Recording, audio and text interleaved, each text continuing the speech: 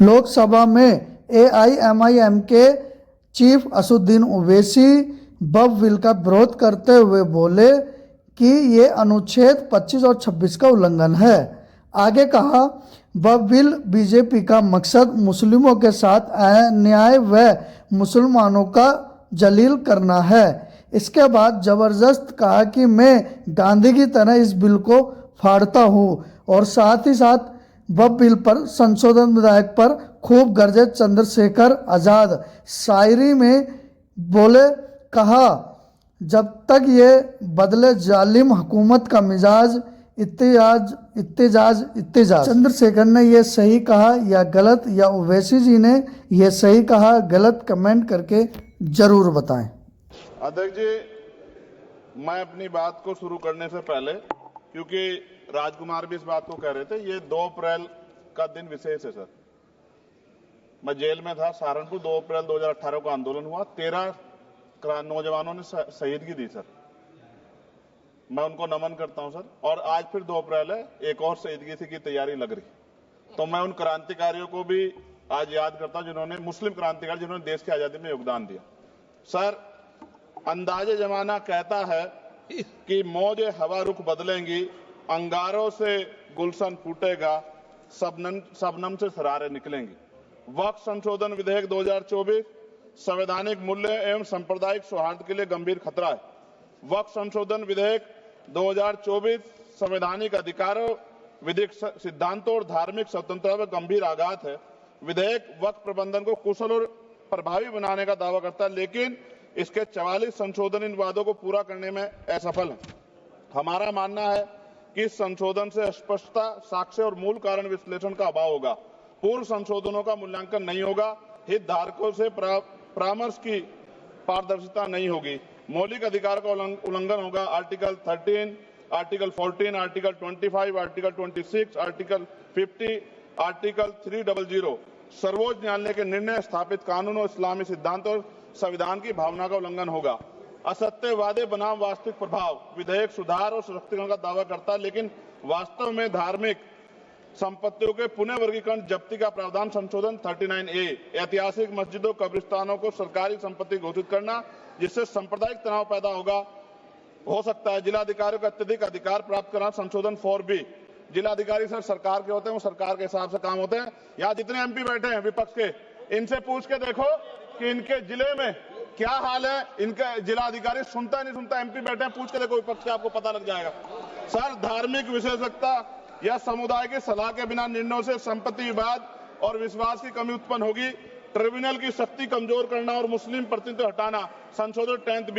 धार्मिक कानून की त्रुटिपूर्ण व्याख्या और पक्षपाती निर्णय, दानकर्ता इच्छा की उपेक्षा व धार्मिक स्वतंत्रता का हनन संशोधन 5A। दानकर्ता द्वारा समर्थन वापस, जिससे सामुदायिक संस्था कमजोर हुई। गैर मुस्लिमों द्वारा स्थापित वक्फ सुरक्षा समाप्त करना संशोधन 104 की समाप्ति। अंतर धार्मिक सौहार्द प्रभावित होगा सर। सदियों पुरानी धार्मिक संपत्तियों पर सीमा अधिनियम लागू करना संशोधन 27B। कब्जा की गई संपत्तियों की स्थायी हानि, धार्मिक विषयों को दरकिनार कर वक्फ निर्धारण करना संशोधन 6C। धार्मिक ज्ञान के अभाव में संपत्तियों गलत वर्गीकरण, पंजीकृत वक्फ घोषणाओं को अपराध घोषित करना संशोधन 312। भय के माहौल में धार्मिक दान में गिरावट, मनमाने सर्वेक्षण को और वर्गीकरण की अनुमति देना संशोधन 8A। धन्यवाद वकील साहब। सर, अभी पूरा दो जाने दो। सारी धाराएं पढ़ दोगे आप तो? सर, 2 मिनट में खत्म करूंगा और ये इंपॉर्टेंट है सर, मौका दीजिए सर। बिना जवाबदेही के बड़े पैमाने पर वक्फ संपत्तियों का पुनः वर्गीकरण, प्रशासनिक भ्रम और प्रभावशीलता को नुकसान पहुंचाना संशोधन 12D। कानूनी विवादों और कुप्रबंधन को वक्फ बोर्डों की विश्वसनीयता का नुकसान, अस्पष्ट आधारों पर राज्य द्वारा वक्फ बोर्ड को भंग करने का अधिकार संशोधन 3C। राज्य के व्यापक विरोध प्रदर्शन धार्मिक लक्ष्य का लक्ष्य, सार्वजनिक हित के नाम पर वक्फ प्रशासन पर पूर्ण नियंत्रण संशोधन 37C2। व्यापक स्तर पर अशांति विरोध प्रदर्शन, कानून व्यवस्था गंभीर स्थिति। सर, सरकार के उद्देश्य से नजर आता है मुस्लिम समुदाय के योगदानों पर नियंत्रण स्थापित करना, मुसलमानों को उनकी वक्फ संपत्ति वंचित करना, वक्फ स्थापित करने के अधिकार पर प्रतिबंध लगाना, वाकिफ और मुतवल्ली की इस्लामी परिवर्तन करना। इस विधेयक को वर्तमान रूप से स्वीकार करें और समावेशी परामर्श, कानून स्पष्टता, संवैधानिक धार्मिक सुरक्षा सुनिश्चित करें। सर, ये तो बिल पे था सर, क्योंकि आप कहते हैं बिल पे बोलना चाहिए 2 दिन नहीं, लेकिन सर मैं सुबह से सुन रहा हूं सर, सर 2-3 चीजें बोलूंगा सर। जो विद्वान है सरकार वो बिल पे मुसलमानों की बोलता कितनी है। हितैषी है सर, कुछ कह रहे हैं क्या? जो विद्वान होता है वो बिल पे बोलता है। सर बस खत्म कर रहा हूं। सरकार कितनी हितैषी है सर? केंद्रीय मंत्रिमंडल में एक भी मुस्लिम मंत्री नहीं है। सच तो यह है कि अभी ईद पे नमाज पढ़ने के लिए भी नए नियम बनाए गए और जो नमाज पढ़ रहे थे उनके पीछे पुलिस कर्मचारी लाठी लेकर खड़ा था, मैंने खुद देखा सर। अगर सरकार इतनी देर सच्चर कमेटी की रिपोर्ट पर चर्चा कराएगी। बिल्किस बानो के आरोपियों का जेल से बाहर आने के बाद स्वागत किया गया सर। मुसलमानों की जमीन की बात है, SC/ST की जो जमीन है वो छीनी जा रही है सर। कानून से ऊपर उठकर मुसलमानों घरों पर बुलडोजर चलाए गए, सबने देखा। सुरक्षा की बात करते हैं, लिंचिंग की गई, मुसलमान मारे गए सर। कावड़ यात्रा में गरीबों के ठेलों पे सुप्रीम कोर्ट ने ऑर्डर किया कि नाम मत लिखवाओ, देश को मत तोड़ो। अंत में सर बात निकली है तो दूर तक जाएगी। पार्टी सरकार के नेता यात्रा निकाल के कहते हैं मुसलमानों को भगाओ, और कहीं एक मुस्लिम MP पिछली बार सर उनको क्या क्या शब्द निकले, कोई निंदा नहीं हुई सर, और उसका प्रमोशन हुआ। और कभी आपके नेता कहते हैं सरकार गोली मारो, और आप हिंदू राष्ट्र की बात करते हैं सर। मेरा यह कहना है सर, मैं इसका पुरजोर विरोध करता हूं और अपनी एक शायरी के साथ खत्म करूंगा। तो बहुत सुनी मैंने आज दोनों तरफ, जब तक ना बदले जालिम हुकूमत का मिजाज, एहतजाज एहतजाज एहतजाज, और ये तब तक रहेगा जब तक सर अपनी सरकार सोच नहीं होती। धन्यवाद sir. That's all. Very good point. Shri Asaduddin Owaisi. बहुत बहुत शुक्रिया सर। स्पीकर सर, मैं ये वक्फ तरमीमी बिल की मुखालिफत में खड़ा हुआ हूं। किसी एक शायर ने बड़ा अच्छा कहा था, जब भी ज़मीर और ज़र्फ का सौदा हो दोस्तों, जब भी ज़मीर और ज़र्फ का सौदा हो दोस्तों, कायम रहो हुसैन के इनकार की तरह। सर, ये वक्फ तरमीमी बिल भारत के गयूर मुसलमानों के ईमान पर, इबादत पर एक हमला है। नरेंद्र मोदी की हुकूमत ने इस मुल्क की सबसे बड़ी अक़लियत के खिलाफ एक ऐलान जंग कर दिया, और ये जंग ना सिर्फ मेरे जिस्म पर है, बल्कि मेरी आज़ादी पर, मेरी समाजी और माशी मार्जिनलाइजेशन पर है, मेरी शहरियत पर है, मेरे मदरसे, मस्जिदों, खानखाहों को और दरगाहों को निशाना बनाया जा रहा है। और ये हुकूमत सच्चाई को नहीं बयान कर रही है कि ये तरमीमी बिल से मुसलमानों का तहफ़्फ़ुज़, तरक्की और गुर्बत का खात्मा होगा। ये सरासर झूठ है। सर, अगर आप आइन के आर्टिकल 14 को देखेंगे तो उसमें लिखा हुआ है इक्वल प्रोटेक्शन। अब आप देख लीजिए सर कि हिंदू, सिख और जैन को और बौद्ध को उनके एंडोमेंट में तहफ़्फ़ुज़ मिलेगा, क्योंकि उनका एंडोमेंट बाय यूजर बरकरार है और उनका एडमिनिस्ट्रेशन उनके हाथ में होगा। कि गैर हिंदू या गैर उनके मजहब का आदमी दान भी दे सकता है उनके लिए, और एंडोमेंट बोर्ड का तहफ़्फ़ुज़ भी मिलेगा, क्योंकि उसके ऊपर ओवरराइडिंग क्लॉज अप्लाई नहीं होगा, लिमिटेशन का कानून उस पर अप्लाई नहीं होगा। उसके बरक्स ऑपोजिट आप देख लीजिए, मुस्लिम वक्फ को वक्फ बाय यूजर निकाल दिया गया। एक मुस्लिम वक्फ की जायदाद पर कब्जा होगा, लिमिटेशन लगेगा तो जो एनक्रोचर है, जो खाबिज है, वो रातों रात मालिक बन जाएगा और एक गैर मुस्लिम वक्फ बोर्ड को एडमिनिस्टर करेगा। ये आर्टिकल 14 के इक्वल प्रोटेक्शन का वायलेशन। अब आर्टिकल 14 में सर इक्वालिटी बिफोर लॉ भी है, और उसका कैसा वायलेशन हो रहा है कि कोई आर्बिट्ररी स्टेप नहीं ले सकता और कोई भी ऑफिशियल किसी भी तरीके से गलत आर्बिट्ररी फैसला नहीं लगा। यहां पर आप एक डेजिग्नेटेड ऑफिसर को रखकर वो फैसला लेगा कि ये जायदाद वक्फ की है, गवर्नमेंट की है। क्या ये प्रिंसिपल्स ऑफ नेचुरल के खिलाफ नहीं है जिसका तकर्रुर एग्जीक्यूटिव करती है? ये हमारे theory of separation of powers, Bharat के आइन का बेसिक स्ट्रक्चर का हिस्सा है। क्या इसका वायलेशन नहीं है? सर, आर्टिकल 25 का वायलेशन कैसे है कि आप मुसलमानों से वक्फ बाय यूजर छीन रहे हैं और फिर आप कर्ब कर रहे हैं वक्फ वाल औलाद को, मगर वहीं पर दूसरे धर्म के मानने वालों को उनके मजहब पर चलने की पूरी इजाजत है। लफ्ज जो आर्टिकल 25 में इस्तेमाल हुआ सर, वो इक्वली एंटाइटल्ड, यहां पर मुसलमानों के इक्वल एंटाइटल्ड नहीं हो रहा। अभी हम गृह मंत्री का, वजीर दाखिला का यहां पर उनका हमने तकरीर सुनी, यहां पर वो ये कहते हैं वजीर दाखिला, शायद वो कटमुल्ला की जबान ना कह दें, वजीर दाखिला कहने पर वजीर दाखिला ने अपने बयान में कहा कि बोर्ड और काउंसिल जो होगा वो माने वक्फ इस्लाम से अलग है। सर, अगर ये बात सच है आपकी, तो फिर आपको एक कानून बनाने की जरूरत ही नहीं है। आप एक नॉन स्टैट्यूटरी बॉडी बना दीजिए। ये जो कानून बन रहा है ना सर, ये आर्टिकल 26 इसका सोर्स है। और आर्टिकल 26 जब इसका सोर्स है तो आर्टिकल 26 का ABCD क्या कहता है कि रिलीजियस डिनोमिनेशन को अपने मजहब के अफेयर्स खुद चलाना, मूवेबल इमूवेबल प्रॉपर्टी को लेना और एडमिनिस्टर करना। जब हिंदू धर्म को, बौद्ध धर्म को, सिखों को यह राइट दिया गया है तो आप कैसे मुसलमानों से छीन रहे हैं? तो ये आर्टिकल 26 का ग्रेव वायलेशन है। तो सर अब वक्फ बा यूजर का मामला देखिए, मिनिस्टर साहब ने कहा कि एंक्रोचमेंट हो रहा है, 17,000 एंक्रोचमेंट हुए हैं। तो यही नरेंद्र मोदी की हुकूमत ने 2014 में उस वक्त के मंत्री ने एक Waqf properties eviction of unauthorised occupants bill को इंट्रोड्यूस किया। आपने विड्रॉ कर लिया 2024 में उसको। क्यों विड्रॉ किया सर आपने? जब आप मान रहे थे कि एंक्रोचमेंट हो रहा है तो आपने बिल को विड्रॉ कर लिया। अच्छा सर, अब वक्फ बा यूजर को आपने निकाल दिया, माने कंडीशन क्या लगाए कि अगर उसमें डिस्प्यूट होगा और गवर्नमेंट प्रॉपर्टी होगी। सर डिस्प्यूट तो है, मिसाल के तौर पर मोहिबुल्लाह साहब जिस मस्जिद के इमाम है, पार्लियामेंट के सामने मस्जिद है सर, 123 प्रॉपर्टीज में मस्जिद है, डिस्प्यूट चल रहा है। कल कलेक्टर या डिस्ट्रिक्ट ऑफिसर बोलेगा कि भाई साहब ये गवर्नमेंट प्रॉपर्टी है, स्टिकर लगा दिया जाएगा, मस्जिद बंद, गवर्नमेंट प्रॉपर्टी हो गई, होगी ना सर? अब ये बताइए, आप जब से यहां पर पूरे बीजेपी रूलिंग पार्टी हमको ज्ञान दे रहे हैं कुछ नहीं होगा, कुछ नहीं होगा, मैं दलील के साथ बता रहा हूं आपको। ये मस्जिद दिल्ली गवर्नमेंट बोलती हमारी है, वक्फ दिल्ली वक्फ बोलता हमारी है। तो सर वक्फ बा यूजर, अगर मैं अपनी गवर्नमेंट के खिलाफ वक्फ बोर्ड वक्फ बा यूजर इस्तेमाल नहीं करेगा तो क्या है सर? अच्छा, ये अमेंडमेंट जब हो जाएगा तो मुझे कहने दीजिए सर, सिर्फ प्राचीन मंदिरों की हिफाजत होगी, मस्जिदों की नहीं होगी।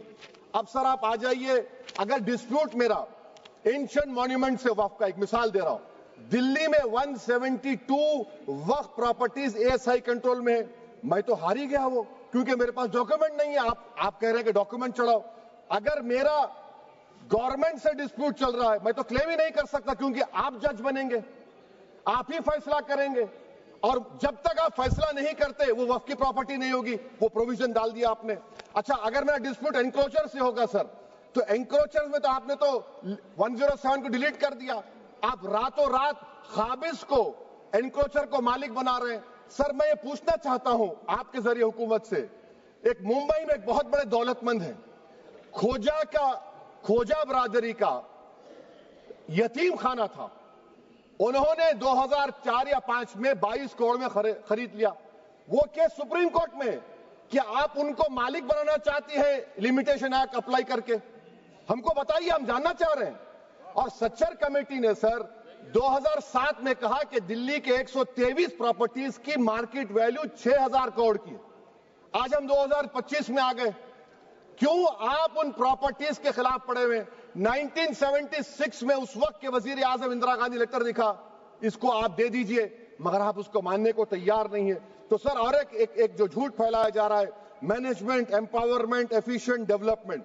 Sir this bill takes any management from the hands of Muslims, disempowers the waqf in comparison to any other stakeholder, takes away the efficiency of administration and hampers development. Waqf disempowerment in the name of efficiency, inefficiency is being created. The progress of development from pre-independence till today is sought to be destroyed. Sir अभी हमारे home minister साहब ने फजल पुकाया case का जिक्र किया। Sir मैं आपसे गुजारिश करूंगा कि होम मिनिस्टर जरा अच्छे लोगों को रखकर इंफॉर्मेशन ले। फजल पुकाया का ऑबिटर क्या है? इट इज ऑबिटर, वो रेशियो डिसोडेंडाई नहीं है जो आपने कहा है। अच्छा सर, शेड्यूल ट्राइब के बारे में कहा, क्या शेड्यूल ट्राइब में मुसलमान नहीं होते? शेड्यूल कास्ट में नहीं होता मुसलमान, शेड्यूल ट्राइब में मुसलमान होता। तो क्या आर्टिकल 25 मेरा चला गया, आर्टिकल 26 चला गया, आर्टिकल 14 चला गया, 15 चला गया, 29 चला गया? लक्षद्वीप का एक मुसलमान MP है, क्या उसको राइट नहीं है क्योंकि ट्राइबल है? क्या कह रहे हैं आप? इस ऐवान को क्यों गुमराह कर रहे हैं आप शेड्यूल ट्राइब के नाम पर? सर और एक चीज जो आपको बता रहा हूं सर, अब आप जब आर्टिकल 26 से मेरा सोर्स है, तो आप सेंट्रल वक्फ काउंसिल में 22 में से 11 आप नॉन मुस्लिम को बना सकते हैं। रिलीजन न्यूट्रल आपने कह दिया, और आप बनाएंगे, क्यों बनाएंगे आप? स्टेट वक्फ बोर्ड में 7 नॉन मुस्लिम होंगे और 4 मुसलमान क्यों होंगे? क्योंकि आप लॉ में 95 में डायरेक्ट मैनेजमेंट में ले सकते हैं 5 साल के लिए। आप वक्फ यूजर को आप कलेक्टर डिस्ट्रिक्ट ऑफिसर बोलेगा ये वक्फ की प्रॉपर्टी नहीं है, तो वो वक्फ बोर्ड खामोश बैठ जाएगा, कुछ एक्शन ही नहीं लेगा क्योंकि वो आपके प्यादे हैं। अच्छा, जब आप नॉमिनेट करेंगे सर मैं मोदी गवर्नमेंट के खिलाफ नो कॉन्फिडेंस ला सकता हूं, मगर वक्फ बोर्ड का चेयरमैन जो नॉमिनेट होगा उसके खिलाफ नो कॉन्फिडेंस नहीं ला सकते, हम बिल्कुल नहीं ला सकते। क्या मजाक है बताइए आप, ये डेमोक्रेसी है। नॉमिनेट भी स्टेट गवर्नमेंट करेगी, वो अगर डिक्टेटर बन जाएगा जैसा आज भारत में हो रहा है तो वो भी नहीं हटेगा।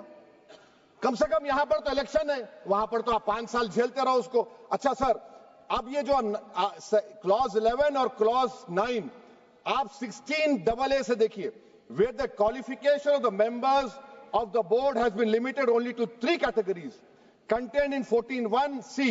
Intention is very clear that the majority is to be packed with non-Muslims. So who will defend my interests, sir? If I cannot depend on the state waqf board, central waqf council, which are going to comprise non-Muslims, this in itself is a clear violation of Article 26, 14 and 15, sir. अच्छा sir, CO पहले 95 act में था कि word मुस्लिम, आपने गायब कर दिया उसको। अरे आखिर क्यों इतनी नफरत है आपके लफ्ज मुसलमान से? अच्छा, फिर क्या कह रहे हैं आप कि ये भी आर्टिकल 26 का वायलेशन है। सब जितने हिंदू धर्म के प्रॉपर्टीज हैं, सिख धर्म के, बौद्ध के हैं और आपके जैन के, वहां पर उन्हीं के मजहब का ऑफिसर होगा। और कहां पर नहीं होगा? वक्फ बोर्ड में। Waqf board is a pure religious institution, इसको समझने की जरूरत है। तो आप ये कर दे रहे हैं सर। अच्छा सर, आप देखिए, अब आप आ जाइए ये ट्राइब्यूनल पर। मुझे समझ में नहीं आया सर कि हमारे होम मिनिस्टर वजीर दाखिला ने क्या कह दिया कि 2013 का जो कानून है वो नहीं बनता तो हम नहीं लेके आते। मैं बड़े अदब के साथ उनसे पूछना चाह रहा हूं कि क्या उस वक्त राजनाथ सिंह साहब, अडवाणी साहब, हमारी लेट सुषमा स्वराज, ये बड़े बड़े नेता यहां बैठे थे? आपने यूनानिमस उस कानून को पास करवा दिया। कीर्ति आजाद थे उस वक्त, अब यहां बैठे हैं वो टीएमसी में। तो क्या आप गलत थे या वो गलत थे? हमको बता दीजिए, आप बता दीजिए। क्योंकि अगर अडवाणी आपके लिए बहुत बड़ा नेता है, मेरे लिए नहीं हो सकते, आपके लिए आपने पद्मश्री दिया उनको। मोहतरमा सुषमा स्वराज की जबरदस्त तकारीर का मैं कायल हूं, वो बैठकर उस 2013 को यूनानिमस पास कर दिए। मुझे कंफ्यूजन है कि क्या अमित शाह, नरेंद्र मोदी बड़े हैं या अडवाणी बड़े हैं? आपके लिए आप तय कर लीजिए। अच्छा सर, आपके tribunal sir, railway Clements tribunal, NGT tribunal, income tax, वैसे 14-15 ट्राइब्यूनल है। हिंदू एंड का ट्राइब्यूनल, सबका अपील नहीं होती, रिव्यू होता है। गृह मंत्री सरकार कह रही है कि नहीं, रोक दिए, रोक लगा। कैसे रोक लगाते हैं? रिव्यू और अपील में तो फर्क होता है ना सर। आप ही कह रहे हैं कि पूरे कोर्ट्स में बैकलॉग है और आप अपील कर रहे हैं। अच्छा सर, रिटायर्ड डिस्ट्रिक्ट जज 95 में सिटिंग डिस्ट्रिक्ट जज था, जो एडमिनिस्ट्रेटिव कंट्रोल था सीजीआई साहब, उसको निकाल दिए। अच्छा सर, अब आप अभी हमारे मंत्री साहब ने कहा trust, sir Shri Sai Baba trust 2004, वो ये कहता है जो ऑफिसर उसमें काम करता उसको साई बाबा का डिवोटी होने चाहिए और उसको डिक्लेरेशन लिख के देना पड़ेगा। यहां पर हो रहा तो यहां पर क्यों नहीं हो रहा? अच्छा सर, आप फिर देख लीजिए, ये आपका हो गया सर। हाँ, अब अमित शाह साहब ने सेक्शन 2A के बारे में कहा और उन्हें इस बात का इकरार कर लिया कि दाऊदी बोहरा के लिए ये बनाया गया है। मगर मैं आपके जरिए से गवर्नमेंट से पूछना चाह रहा हूं, आपने तो उस प्रोवाइजो में दाऊदी बोहरा का नाम ही नहीं लिखा, आपने उनको भी थैंक यू कर दिया, उनका नाम क्यों नहीं लिखा आपने? और सर, और गवर्नमेंट क्या कर रही है? आप मुस्लिम समाज में जो बेकार किस्म के लोग हैं उनको एक रास्ता बना रहे हैं, एग्जिट दिखा रहे हैं कि तुम्हें वक्त से बचना है तो तुम्हें ट्रस्ट बना लो। ये क्या कर रहे हैं सर आप? कम से कम उन दाऊदी बोहरा को आप दे देते। अच्छा sir, clause 3V section 36 clause 18 देख लीजिए। Oral appointment has sought to be discontinued even though it is recognized practice in Islam. Muslim personal law has recognized oral waqf and 1937 Shariat Application Act. Sir, आप clause 3(9) पर आ जाइए। 5 साल के लिए मुसलमान। मैं किरण रिजिजू से पूछना चाहता हूं, सर दाढ़ी रखे तो मुसलमान प्रैक्टिसिंग है या क्लीन शेव आपकी तरह है? तो बताइए हमको, प्रैक्टिसिंग क्या होगा? अच्छा, किसी को पकड़ के मॉब लिंच कर दिया और बोले कि JSR का नारा लगाया, और वो जीएसआर का नारा लगाया तो क्या मुसलमान रहेगा? नहीं रहेगा। या फिर देश के प्रधानमंत्री ने कहा था कपड़े देखकर पहचानो, तो क्या कपड़े देखकर आप कह देंगे? अच्छा, अगर कोई क्रिश्चियन हिंदू धर्म कबूल करता है तो क्या वो मंदिर को नहीं दे सकता प्रॉपर्टी? फिर भारत के संविधान में आर्टिकल 300 क्यों है सर? राइट टू इक्वालिटी क्यों है? फ्रीडम ऑफ रिलीजन क्यों है? 5 साल कहां से लाएंगे? अच्छा सर, और एक चीज मैं आपको बोल के खत्म कर दूंगा सर। इस बिल में वक्फ औलाद का सर, इसमें आप देखिए clause 432, the creation of waqf aulad shall not result in denial of inherent rights to heirs including women heirs or the waqif or the right of person. Sir, ये आर्टिकल 25 का वायलेशन है, शरीयत एप्लीकेशन एक्ट 37 का वायलेशन, आर्टिकल 300A का violation है। अच्छा, हिंदू धर्म में सेल्फ एक्वायर्ड प्रॉपर्टी को एक हिंदू, अब उसके फर्ज के 2 बच्चे हैं, वो एक को अपनी पूरी दौलत दे सकता है, कोई रोक टोक नहीं है। वो कहेगा नहीं मैं घर के बच्चों को नहीं दूंगा, मोहल्ले के गरीब को दे दूंगा, वो भी कोई रोक टोक नहीं है। वहां पर आपको बच्चों की फिक्र नहीं है। जब मैं अपनी प्रॉपर्टी को अल्लाह को मालिक बनाकर दे रहा हूं, आप कह रहे बच्चों की फिक्र नहीं है। इतनी मोहब्बत आप बिल्किस बानो से दिखा देते तो आपके लिए दुआएं देती आपके लिए। तो सर, आप दूसरी बात आप देख लीजिए सर, आखिरी बात कहकर मैं अपनी बात को मुकम्मल कर रहा हूं सर। नहीं मैं मुकम्मल कर रहा हूं। स्पीकर साहब बहुत टाइम दे दिए। सर आप देखिए, इसमें अमित शाह साहब बोले कि इतनी प्रॉपर्टीज का कब्जा हुआ, चोरी हुई, ये हुआ। सर, क्लॉज 2652A सेक्शन, अगर कोई प्रॉपर्टी बेचता है 2 साल की सजा थी, आपने क्या कर दिया? उसको 6 महीने कर दिया। नॉन अवेलेबल था, आपने अवेलेबल कर दिया। सेक्शन 40 की बात करते हैं। सेक्शन 40 में सर हमको जो ज्वाइंट वर्किंग कमेटी का जो नोट्स दिए, उसमें मिनिस्ट्री ऑफ माइनॉरिटी अफेयर्स ने कहा कि 30 साल में 515 केसेस सेक्शन 40 के, और सिर्फ 8 लोग कोर्ट को गए। वक्फ यूजर का कानून तेलंगाना आंध्रा में है, सेक्शन 40 का कानून तमिलनाडु 63 है, आंध्र प्रदेश में 43 है। और सर आप डायरेक्शन दे रहे हैं। अच्छा, क्लॉज 4218B देखिए सर, आप रूल बना रहे हैं, कोऑपरेटिव फेडरलिज्म के खिलाफ है, इतना रूल बना रहे हैं। और आखिर में सर मैं आपको बताना चाह रहा हूं स्पीकर साहब, ये बिल का मकसद सिर्फ मुसलमानों को जलील और रुस्वा करना है, मुसलमानों को दूसरे दर्जे का शहरी बनाने का इनका मकसद है। सर अगर आप हिस्ट्री को पढ़ेंगे तो महात्मा गांधी उस वक्त के व्हाइट अफ्रीका में सफेद फार्म अफ्रीका के कानून को महात्मा गांधी ने कहा था कि ये मेरा कॉन्शियंस इसको मानता नहीं है, मैं इस कानून को कबूल नहीं करता हूं। तो महात्मा गांधी ने क्या किया? उन्होंने उस कानून को फाड़ दिया। तो मैं गांधी की तरह इस कानून को फाड़ता हूं। ये अनकॉन्स्टिट्यूशनल है सर। इस देश में झगड़े पैदा करने का काम बीजेपी करना चाहती है मस्जिद और मंदिर के नाम पर, इसीलिए मैं इसका कंडेम करता हूं। और मैं आपसे गुजारिश करता हूं कि मैंने अपने 10 अमेंडमेंट दिए हैं, आप इसको कबूल करिए सर, मुझे बोलने का मौका दीजिए और उस पर डिवीजन का मैं डिमांड भी करूंगा। Thank you sir.